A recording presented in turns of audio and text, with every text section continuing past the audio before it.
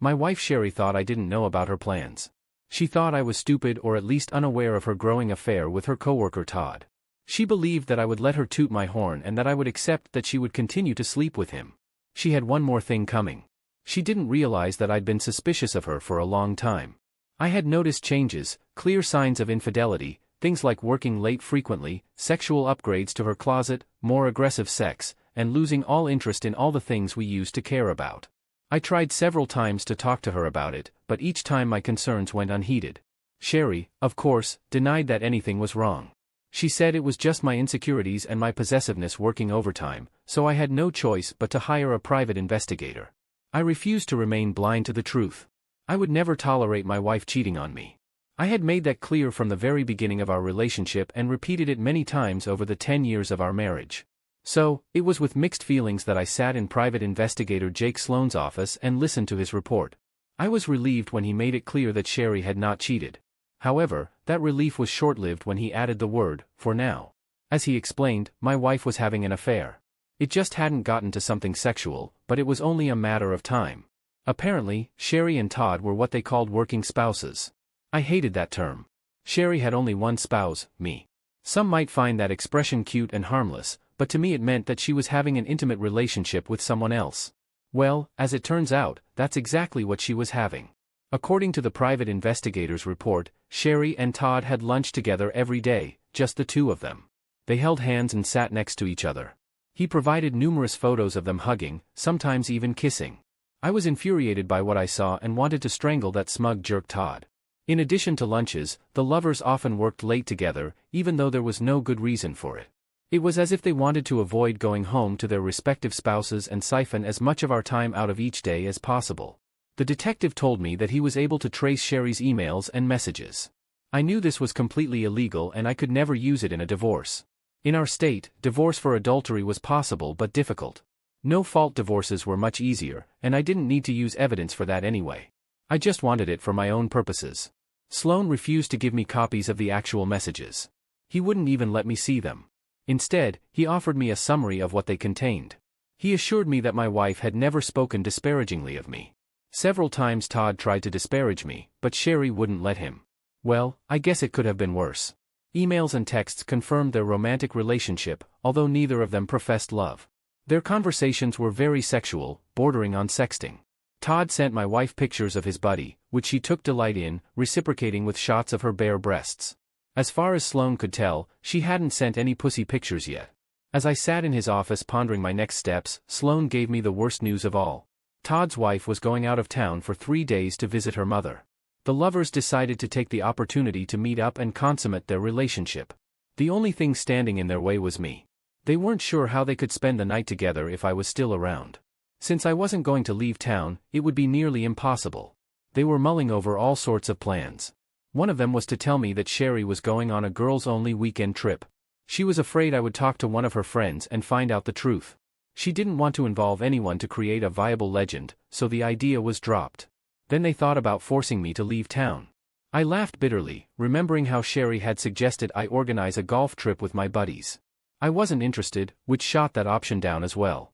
Finally, they came up with a new but direct approach. Honesty.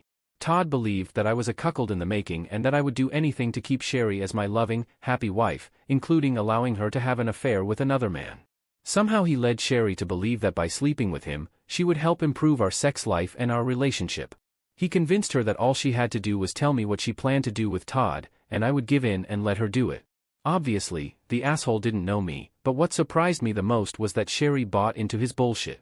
She should have known there was no way I would tolerate this. If she doesn't realize that, then she's mentally unstable. Sloan told me that was all they had, so I took what he gave me and went home. I asked him to keep monitoring Sherry's messages and let me know if anything changed. On Friday, Sloan called me and told me that Sherry was going to meet me the following Monday after work. She was going to tell me that she was going to go on a date with Todd on Friday night. This date would start with dinner and dancing, but would end with the couple spending the night in a hotel room. She would thoughtfully return to my house on Saturday or maybe Sunday, depending on how much sex they had. Sherry and Todd rehearsed her entire speech and convinced themselves that I would accept her demands. They knew I would be upset, even angry at first. But Sherry was going to assure me that this was just a one-time thing, even though they both knew it wasn't. She tried to tell me that she would have sex with me afterward as a reward for my understanding. Knowing that Sherry and I hadn't had sex in months, she assumed that I would be so happy to have sloppy seconds of Todd that I would acquiesce to her wishes. How nice of them to think of my needs. I only had 2 days to prepare for the confrontation. Sherry and Todd jokingly called it an intervention. I'll be damned if it would go the way she envisioned. I decided I would turn their intervention into my ban. I spent the weekend going through scenario after scenario, trying to figure out what I was going to do and how I could fix my marriage. First, I had to decide if I wanted to fix it. I wasn't sure I knew. As I thought about how I felt about Sherry, my plan of action evolved organically. I decided to deal with it directly and end it for good. When we first got married, Sherry and I seemed blissfully happy. We spent all our time together sharing everything we had experienced in life. She was my best friend and my best lover. Somehow it all seemed to disappear. Maybe that's just the way things work. Nothing lasts forever. Perhaps my view of marriage was rather old-fashioned and idealized. I thought we would be a team, going through life together, fighting side by side against the trials and tribulations that would befall us. Sherry and I had been married before, but unsuccessfully. If that marriage failed too, maybe the problem wasn't us. Maybe it was the institution of marriage itself. How can people expect to maintain feelings, desires, interests, and passions when fate insists on being fickle and finding ways to change everything and everyone? In a world of 30-second sound bites, fast-paced culture, social media and instant gratification, perhaps marriage, like dinosaurs and CDs, is obsolete. I thought if Sherry wants to be with Todd, maybe I should just let her. Then I woke up and came to my senses. There's no way in hell I'm going to let her toot my horn. I may not want her anymore, but I'll be damned if I'm going to let Todd get the upper hand on me by claiming rights to my wife. To hell with it. I was ready for a fight when my wife called me just after lunch on Monday. "Hey, Sherry," I began. "Is everything okay? You never call me at work anymore. I hope everything is okay." "Hi, honey," she replied. "Honey? Really? Did she use that epithet toward Todd, too?" "It's no big deal. I just wanted to make sure you'd be home on time tonight. I need to talk to you about something really important, so I need you to be there." "Oh, good," I replied and added. "Yes, that's good, because I have some important news for you, too. I have to be home at 5:15 or so. Will that be okay?" She didn't answer right away. When she asked that, it was only to get information. "Big news? What kind?" she asked. "I'll tell you tonight," I said, and decided to end the conversation. I'm right in the middle of my monthly report. I need to get it done so I can leave on time. I'll see you at home. I hung up the phone and walked down the hall to my boss's office to let him know I was taking the rest of the day off. He didn't mind, and that was good. I had a few things I needed to get ready for the ban. I was sitting at the kitchen table when I heard the garage door open at 5:27. I was nervous but also very angry. I was trying my best to remain outwardly calm while unbridled emotions raged inside me. I had an open bottle of Sauvignon Blanc on ice and 2 glasses at the ready. 2 minutes later the door opened and Sherry walked in alone, tossing her keys and purse on the table. I was glad she hadn't brought Todd with her. That would have complicated things. I smiled. "Hi, sweetheart," I said, repeating the affectionate expression she'd used during the day. "Welcome home. Do you need some time before we talk, or do you want to get right to the point?" She was taken aback by my immediate desire to talk. I think she assumed we'd get to it eventually and wasn't ready for it so soon. I wasn't going to let her get the upper hand. I wanted to keep her in suspense and keep her unprepared. She had everything she planned to do and say worked out in detail, so I had to be as disruptive as possible. I didn't expect you to sit here and wait, but yeah, I think the sooner we get started, the sooner we can get on with our evening," Sherry said, coming over and sitting down across from me. "If you don't mind, I'll tell you my news first." "Do you mind?" I asked rather insistently.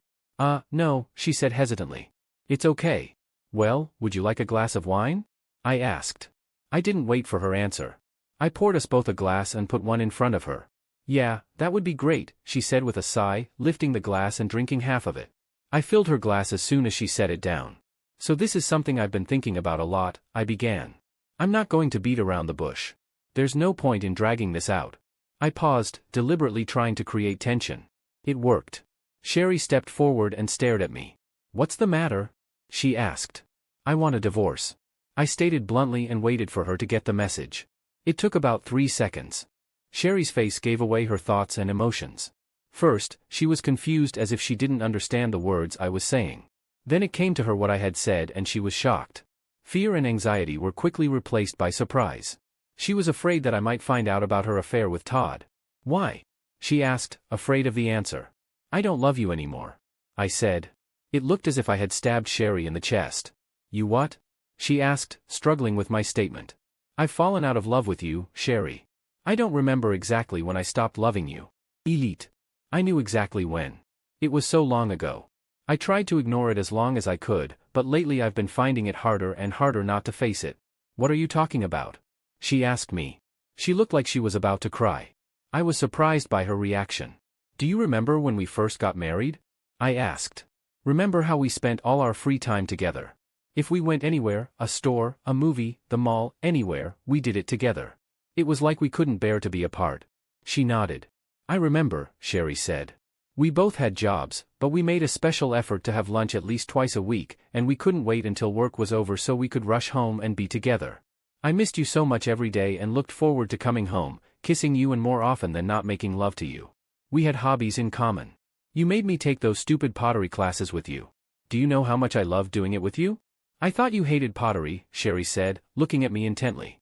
It wasn't about the pottery. It was about sharing the experience with you, I told her. I loved every minute of it. I loved watching you do it and helping you. I loved your enthusiasm. It was the same with painting those darn Christmas village buildings. We bought about a dozen of those little unpainted little houses that we painted together to make a display for Christmas. It was tedious, but we enjoyed it. Yours were always better than mine, Sherry said. Remember how many nights we spent together at the table applying paint to the shingles? Sherry nodded again. I loved you so much back then. We also spent hour after hour painting those big posters you picked up on your trip to Myrtle Beach. This was long before adult coloring books were in vogue. We still have hundreds of those coloring pens, but like our love, they've all dried up. Sherry visibly shrank. My love hasn't dried up, she parried defensively. I ignored her and continued. All our friends talked about how jealous they were of us. We did everything together. We took long walks every day holding hands. If I needed to run to the hardware store to tuck in the weed trimmer line, you would come with me. If you wanted to go shopping for clothes, I'd drag myself after you and wait outside the locker room. Yeah, but you hated it. She challenged me. You'd be on your phone all the time. You wouldn't look at the clothes with me. I didn't care what you chose. I thought you were beautiful in everything. I was there to be with you. I could have stayed home and watched sports. We talked about how other women in the neighborhood would get together to play bingo or have bachelorette parties, but you never wanted to go. Remember what you told me about why you didn't participate? Sherry wiped a tear from her cheek. Yes, I remember.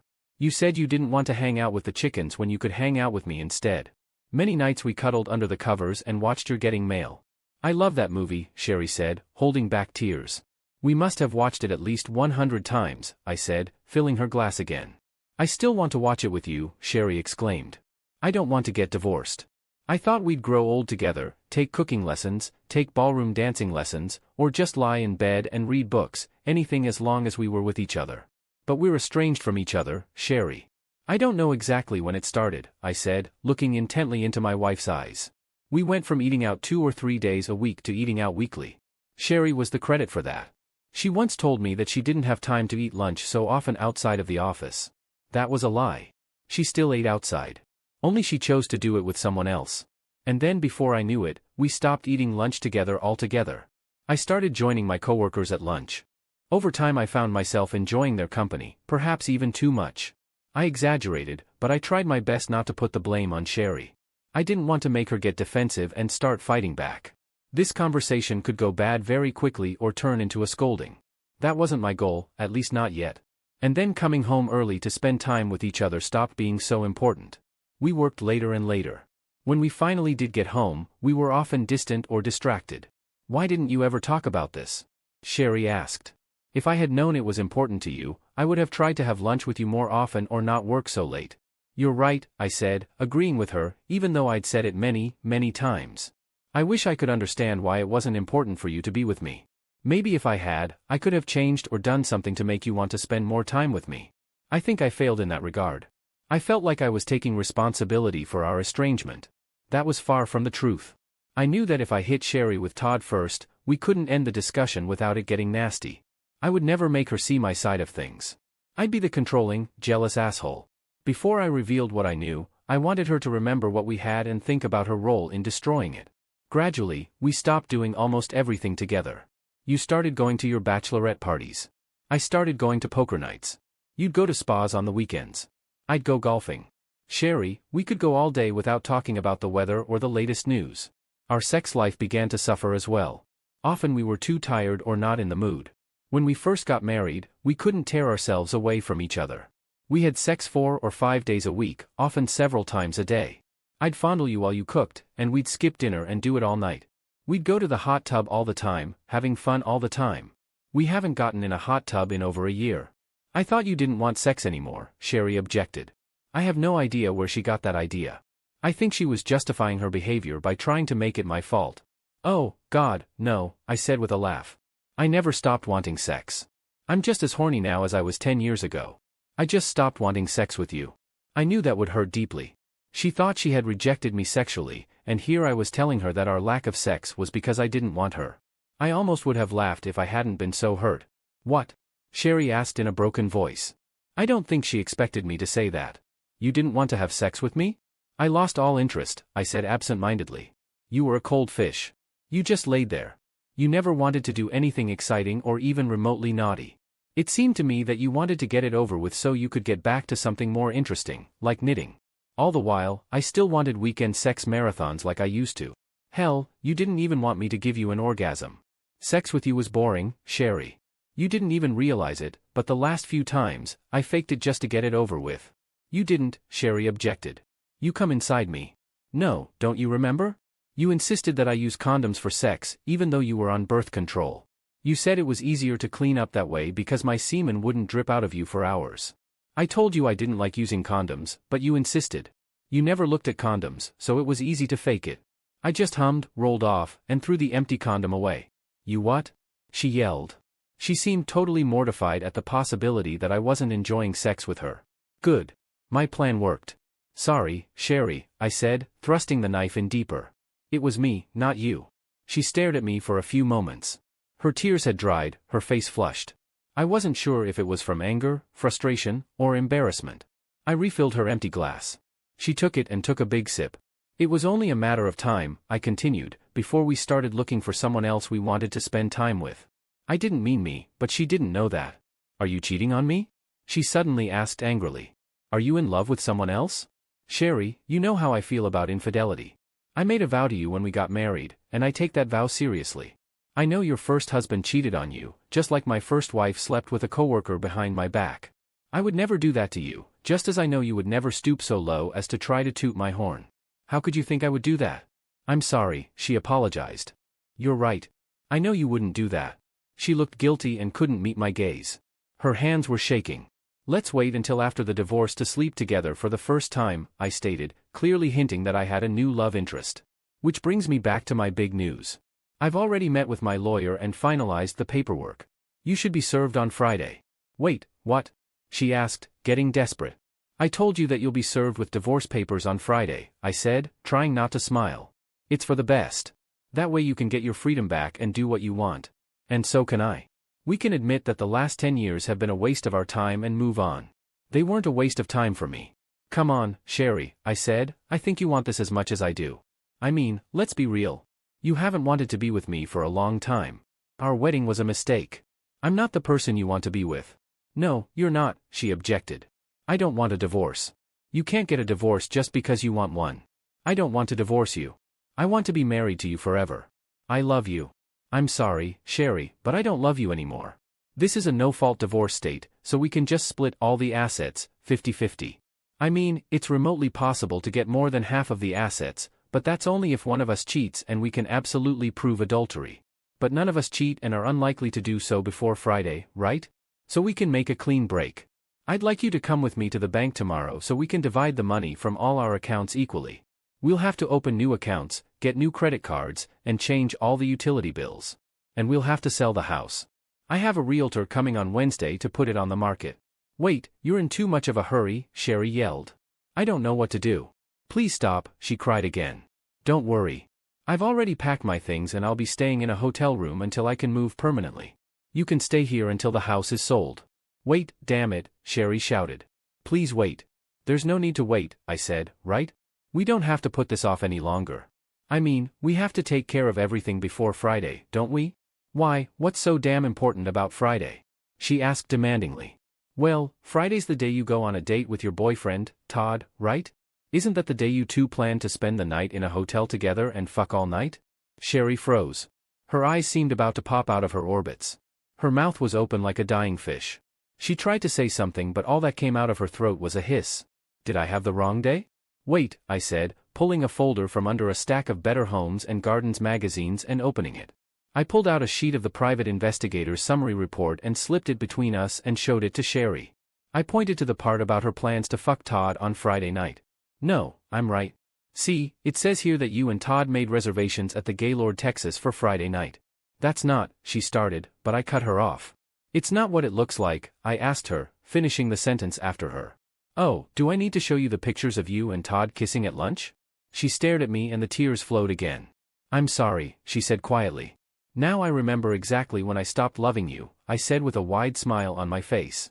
I stopped loving you the day I found out that you were planning to turn me into a cuckold with your coworker, just like my ex-wife. I'm sorry, honey, she blurted out, trying desperately to convince me. I don't love Todd. This is just going to be a fling, something to rekindle our relationship. I'll spend the night with him and then you and I will spend the rest of the weekend having hot sex like we used to. Todd said you'd love it, that it would turn you on and revitalize our sexuality. Yeah, that's right. Revitalize our sex life. Instead of having hot sex with me, you're revitalizing the situation by fucking someone else. Does that make sense? No, but she couldn't even get the phrase out. She changed tactics. Todd said you'd do it if you wanted me to be happy. I want you to be happy, I said. I want you to be happy with me like you used to be. I don't want you to be happy with another man.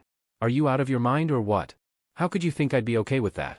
You should know how I feel about infidelity. Yes, but she tried to find some way to justify her actions. It wouldn't be infidelity. I wouldn't cheat. You will give me your permission. Not in this life, I said. I know that now. I should have realized it from the beginning. I don't know what I was thinking. I guess I was bored and lonely. Todd turned me on again. Bored and lonely? How could you be bored and lonely when we were happily in love and enjoying all our time together? I don't know, but she started again. Did you ever think you were bored and lonely because you cut us off? You stopped having lunch with me. You stopped spending time with me and doing things with me. You chose to avoid me and put yourself in that position. You chose to spend time with him instead of me, so if you were bored and lonely, you created this condition specifically so that Todd could be bored and lonely. I don't think I did that, she said, staring at me. She shook her head. No, I can't believe I would do that. I thought you stopped coming to my house for lunch. Because you told me to, don't you remember? You kept telling me you were too busy. And then one Wednesday, the day of our lunch, I picked you up, and you didn't even bother to come into the lobby and tell me you couldn't come. You texted me to go to lunch without you. I stopped coming after that, and you never once even mentioned that we stopped having lunch. I don't think you even realized it. Sherry looked at her hands. You were so absorbed in your world that you didn't realize you were losing me. You were all about you and Todd. Well, you can have him now. I don't want him, she snapped at me, looking up at me. I want you. I want us. I want us to be the way we used to be. I'm so sorry. I screwed up. I gave up on us. It's too late, I said, shaking my head. You can't think that. I didn't cheat on you. We didn't do anything. I'll never see him again. I swear, I'll quit my job. I'll go work somewhere else. Please, I don't want to lose you. I still love you. You've cheated on me in every way but one. But that's the most important thing. We didn't have sex. I was stupid. I was crazy about Todd. I didn't love him. I've always loved only you. I don't know what I was thinking. I would have gotten over him and come back to you as soon as I got rid of it. But it's over now. I can see it now. I know it. It was stupid. I was stupid. Todd means nothing to me. Please, baby, please, don't leave me. It's not that simple, Sherry. Why can't it be? I screwed up. I did it. But you stopped me before I went too far. You did go too far, I disagreed. Just sex would have sealed the deal. I didn't do anything. We were just friends, she exclaimed. You should have been friends with me more than anyone else, I objected. I have a lot of girlfriends. I don't kiss them. I've never wasted time on them. I've never replaced you with them. And I never plan to sleep with them and make you accept it. Sherry dropped her head in her arms, sobbing. I will never again neglect you and take you for granted. I swear it. Please, can't we treat this as a big mistake? Can't you forgive me and give me another chance? This isn't fucking Monopoly where you can get jail from a free card, I told her. You didn't just make a big mistake. You left our love and gave your heart to another man. No, he never had my heart. My heart was always yours. And you were going to give him your body. But I didn't. You stopped me. Damn it, don't you love me enough to fight for me? Do I mean so little to you? You meant everything to me. I'd fight anyone for you. I'd die for you. Now I wouldn't piss on you even if you were on fire. Sherry let out a piercing scream. She grabbed my arms and tried to pull me to her. No, no, please, you can't think like that. I'm so sorry. I'm so sorry. You have to believe me. I think you're sorry. I said it shows me that you're not exactly a self-centered heartless bitch. Then can you give me another chance? Please, I'm begging you. Please don't leave me. I'm not leaving you, Sherry. You did this on your own. I truly believe you're sorry. Maybe someday I can forgive you, but it doesn't change anything. I don't love you anymore. It's over, but don't worry. You always have Todd to comfort you. Todd is married, she said through her sobs. He only wanted to fuck me. He didn't want a relationship. I grinned. Well, he might change his mind now. I'm sure his wife had something to say to him today when he got home. She and I used the same divorce attorney. Sherry's jaw dropped again. I pushed a folder across the table to her. The full investigator's report is here, along with pictures of you and Todd. His wife has a copy. Also in there is all the information from my attorney about the divorce and how we propose to divide the property. I suggest you read the whole thing. No, baby, please, she pleaded. Don't do that. If you want to come to the bank with me tomorrow, call me and let me know. I got up from the table and walked out of the house, ignoring the sound of my wife crying. Epilogue. Sherry was struggling with the divorce. I didn't want a protracted and expensive legal battle. So when the judge suggested I see a marriage counselor, I agreed. The counseling helped more than I expected. Sherry and I got in touch with our feelings. We communicated about everything openly and without judgment. She was able to understand why she had fallen victim to Todd's advances and almost lost me and our marriage. I was able to explain my pain and the humiliation she had caused me. The counselor was proud of our progress. After a few sessions, I returned to the house. We had hot sex several times. Sherry was very willing to do anything I wanted sexually. A year later, we were back to being the loving couple we were when we first got married. Sherry changed jobs and now worked for my company. We drove to and from work together and ate lunch together every day. We didn't do this because we felt obligated or controlled. We did it because we wanted to be together. In fact, we did almost everything together. We put up a little Christmas tree and finished painting 2 pictures we had given up on years ago. We enrolled in another ceramics class and signed up for ballroom dancing. I even found a box of all the colored pens. Much to my surprise, they weren't dry after all. One night, as we were cuddled under a blanket eating popcorn and watching You've Got Mail, Sherry kissed me and said, "Honey, I need to talk to you about something important." I saw tears come to her eyes. I felt my heart skip a beat and I started to panic. Before I could say anything, Sherry continued, "You're going to be a daddy." I smiled and wiped the tears from her cheeks saying in my best Tom Hanks accent, "Don't cry, Sellers." Good. So I'm just obsessed with happy endings. Suime.